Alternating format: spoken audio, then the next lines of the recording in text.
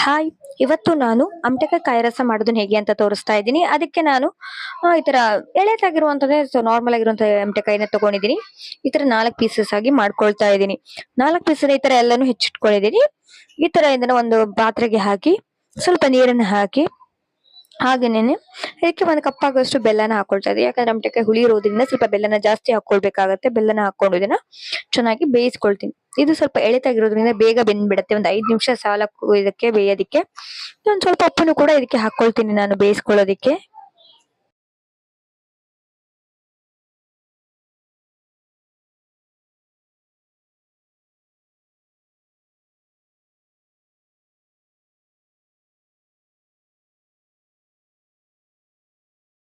ಇದೀಗ ಚೆನ್ನಾಗಿ ಬೇಯ್ತಾ ಇದೆ.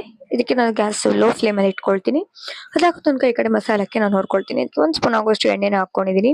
ಅದಾದ ನಂತರ 2 ಸ್ಪೂನ್ ಆಗುವಷ್ಟು ಕಡಲೆಬೇಳೆ ಹಾಕೊಂಡಿದೀನಿ. ಅದಾದ ನಂತರ 1 ಸ್ಪೂನ್ ಆಗುವಷ್ಟು ಉದ್ದಿನ ಬೇಳೆ ಹಾಕೊಳ್ತಾ ಇದ್ದೀನಿ.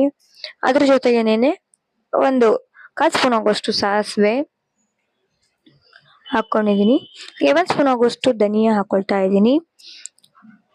ಹಾಗೇನೆ 1/4 ಸ್ಪೂನ್ ಆಗುವಷ್ಟು ಮೆಂತೆ, ಹಾಗೇನೆ ಒಂದ್ ಸ್ವಲ್ಪ ಹಿಂಗ್ ಹಾಕೊಳ್ತೀನಿ ಇದಕ್ಕೆ. ಇದನ್ನೆಲ್ಲನೂ ಕೂಡ ಚೆನ್ನಾಗಿ ಫ್ರೈ ಮಾಡ್ಕೊಳ್ತೀನಿ. ಉದ್ದಿನ ಬೇಳೆ ಕಡಲೆಬೇಳೆ ಎರಡನ್ನೂ ಕೂಡ ಸ್ವಲ್ಪ ಬ್ರೌನಿಗೆ ಕಲರ್ ಚೇಂಜ್ ಆಗ್ಬೇಕು ಅಲ್ಲಿ ತನಕ ಇದನ್ನ ಚೆನ್ನಾಗಿ ಫ್ರೈ ಮಾಡ್ಕೊಳ್ಬೇಕು.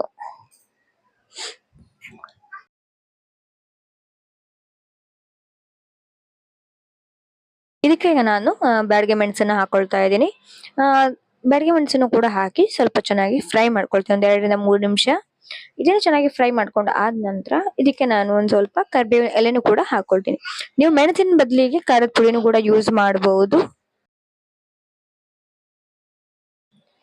ನನ್ನ ಚಾನಲ್ನ ಯಾರಾದ್ರೂ ಈಗ ಹೊಸಬ್ರು ನೋಡ್ತಾ ಇದ್ರೆ ಪ್ಲೀಸ್ ನನ್ನ ಚಾನಲ್ ಸಬ್ಸ್ಕ್ರೈಬ್ ಮಾಡಿ, ಹಾಗೆ ಪಕ್ಕದಲ್ಲಿರೋ ಬೆಲ್ ಐಕಾನ್ ಪ್ರೆಸ್ ಮಾಡೋದನ್ನ ಮಾತ್ರ ಮರಿಬೇಡಿ. ಪ್ರೆಸ್ ಮಾಡೋದ್ರಿಂದ ನಾನು ಅಪ್ಲೋಡ್ ಮಾಡುವಂತ ಪ್ರತಿಯೊಂದು ವಿಡಿಯೋಸ್ ನಿಮಗೆ ಅಪ್ ಟು ಡೇಟ್ ಬರ್ತಾ ಇರುತ್ತೆ. ನಾನು ಜಾಸ್ತಿಯಾಗಿ ನಾರ್ಮಲ್ ಆಗಿ ನಾನು ಹಳ್ಳಿಯಲ್ಲಿ ಮಾಡುವಂತ ಅಡಿಗೆಗಳನ್ನ ಜಾಸ್ತಿ ಮಾಡ್ತಾ ಇರ್ತೀನಿ. ಇದು ನಿಮ್ಗೆ ಇಷ್ಟ ಆಗ್ಬೋದು ಅಂತ ನಾನು ಭಾವಿಸ್ತೀನಿ. ಈಗ ಇದು ಕೂಡ ಫ್ರೈ ಆಗಿದೆ. ಇದನ್ನ ಗ್ಯಾಸ್ ಆಫ್ ಮಾಡಿ ತಣ್ಣಗಾಗೋದಕ್ಕೆ ಬಿಡ್ತೀನಿ. ತಣ್ಣಗಾದ ನಂತರ ಇದನ್ನ ಮಿಕ್ಸಿಗೆ ಹಾಕಿ ಇದನ್ನ ಪೇಸ್ಟ್ ಮಾಡ್ಕೊಳ್ಬೇಕು. ನಾನು ಚಿಕ್ಕದಾಗಿರೋ ಮಿಕ್ಸಿ ಜಾರ್ ತಗೊಂಡಿದ್ದೀನಿ. ಅದಕ್ಕೆ 1 ಕಪ್ ಆಗುವಷ್ಟು ಕಾಯಿ ತುರಿನ ಹಾಕೊಳ್ತಾ ಇದ್ದೀನಿ. 1 ಕಪ್ ಕಾಯಿ ತುರಿ ಹಾಕೊಂಡಿದ್ದೀನಿ. ಅದ್ರ ಜೊತೆಗೇನೆ ಈಗ ನಾನು ಹುರಿದಿಟ್ಕೊಂಡಿರುವಂತ ಉದ್ದಿನ ಬೇಳೆ ಕಡ್ಲೆಬೇಳೆ ಮಿಶ್ರಣವನ್ನು ಕೂಡ ಹಾಕೊಳ್ತೀನಿ ಇದಕ್ಕೆ. ಹಾಕೊಂಡು ಇದನ್ನ ಚೆನ್ನಾಗಿ ನುಣ್ಣಗೆ ರುಬ್ಬಿಗೆ ಬೀಳ್ಸ್ಕೊಳ್ತಿದ್ದೀನಿ. ನೋಡಿ ನುಣ್ಣಗೆ ರುಬ್ಕೊಂಡಿದ್ದೀನಿ. ಇದನ್ನ ಈಗ ಬೇಯ್ದಿರುವಂತ ಕಾಯಿ ಇದಕ್ಕೇನೆ ಹಾಕೊಳ್ತೀನಿ. ಮಸಾಲಾನ ಹಾಕಿ ಚೆನ್ನಾಗಿ ಮಿಕ್ಸ್ ಮಾಡ್ಕೊಳ್ತೀನಿ. ಇದನ್ನ ಈಗ ಚೆನ್ನಾಗಿ ಮಿಕ್ಸ್ ಮಾಡ್ಕೊಂಡು ಕುದಿಸ್ಕೊಳ್ಬೇಕು. ಇದು ಉಪ್ಪು ಕಡಿಮೆ ಆಗಿದ್ರೆ ಉಪ್ಪನ್ನ ನೋಡಿ ಹಾಕೊಳ್ಬೇಕು. ಕಾಯಿ ಹುಳಿ ಇರೋದ್ರಿಂದ ಮತ್ತೆ ಹುಳಿ ಎಕ್ಸ್ಟ್ರಾ ಬೇಕಾಗಲ್ಲ. ಇದಕ್ಕೆ ಖಾರ ಕಡಿಮೆ ಅನಿಸ್ತು ಅಂದ್ರೆ ಬೇಕಾದ್ರೆ ನೀವು ಖಾರದ ಪುಡಿ ಹಾಕೊಂಡಿದ್ರೆ ಚೆನ್ನಾಗಿ ಮಾಡ್ಕೊಳ್ಬಹುದು. ಇದಕ್ಕೆ ಸ್ವಲ್ಪ ಉಪ್ಪು ಕಡಿಮೆ ಅನಿಸ್ತು, ನಾನು ಅದಕ್ಕೆ ಉಪ್ಪನ್ನ ಹಾಕೊಳ್ತಾ ಇದ್ದೀನಿ ಒಂದ್ ಸ್ವಲ್ಪ.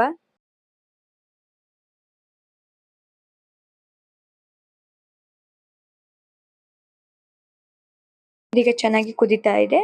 ಇದನ್ನ ಚೆನ್ನಾಗಿ ಕುದಿ ಬಂದ ಮೇಲೆ ಒಂದ್ 5 ನಿಮಿಷ ಚೆನ್ನಾಗಿ ಕುದಿಸ್ಕೊಳ್ಬೇಕು ಮಸಾಲಾನ. ಮತ್ತೆ ಜಾಸ್ತಿ ತೆಳ್ಳಗೂ ಕೂಡ ಮಾಡಬಾರ್ದು, ಮೀಡಿಯಂ ಆಗಿರ್ಬೇಕು. ಸ್ವಲ್ಪ ದಪ್ಪ ದಪ್ಪಾಗಿದ್ದಾನೆ ಚೆನ್ನಾಗಿರುತ್ತೆ. ಹದ ಇದ್ರೆ ಇದು ನೋಡಿದ್ರೆ ಸ್ವಲ್ಪ ತೆಳ್ಳಗೆ ಅನಿಸ್ತು ಇದು, ಆಮೇಲೆ ನಾರ್ಮಲ್ ಆಗಿ ಇದಾಗತ್ತೆ. ಇನ್ನು ಸ್ವಲ್ಪ ದಪ್ಪ ಬೇಕಾದ್ರೂ ಮಾಡ್ಕೊಳ್ಬಹುದು.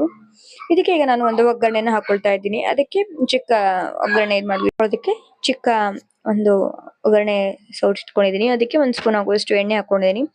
ಎಣ್ಣೆ ಕಾದ ನಂತರ 1 ಸ್ಪೂನ್ ಸಾಸಿವೆ, ಹಾಗೆ 1 ಸ್ಪೂನ್ ಜೀರಿಗೆ, ಇನ್ನೊಂದ್ ಸ್ವಲ್ಪ ಹಿಂಗನ್ನ ಹಾಕೊಂಡು ಸ್ವಲ್ಪ ಕರಿಬೇವಿನ ಎಲೆ ಮತ್ತೆ ಒಣಮೆಣಸನ್ನ ಹಾಕೊಂಡು ಇದನ್ನ ಫ್ರೈ ಮಾಡ್ಕೊಳ್ತಾ ಇದ್ದೀನಿ. ಫ್ರೈ ಮಾಡ್ಕೊಂಡು ಆದ ನಂತರ ಕುದಿತಾ ಇರುವಂತ ಕಾಯಿ ರಸಕ್ಕೆ ಇದನ್ನ ಹಾಕೊಳ್ತೀನಿ. ಇದನ್ನ ಮಂಗಳೂರು ಸೈಡ್ ಎಲ್ಲ ಮೆಣಸಿನಕಾಯಿ ಅಂತ ಹೇಳ್ತಾರೆ. ನಮ್ಮ ಸೈಡ್ ಎಲ್ಲ ಇದನ್ನ ಕಾಯಿ ರಸ ಅಂತ ಹೇಳ್ತಾರೆ ಇದನ್ನ. ಹಾಗಾಗಿ ಈಗ ಕಾಯಿ ರಸ ರೆಡಿ ಆಗಿದೆ. ಇದು ನಿಮ್ಗೆ ಇಷ್ಟ ಆಗಿದ್ರೆ ಪ್ಲೀಸ್ ಲೈಕ್ ಮಾಡಿ, ಶೇರ್ ಮಾಡಿ, ಕಮೆಂಟ್ ಮಾಡಿ. Thank you.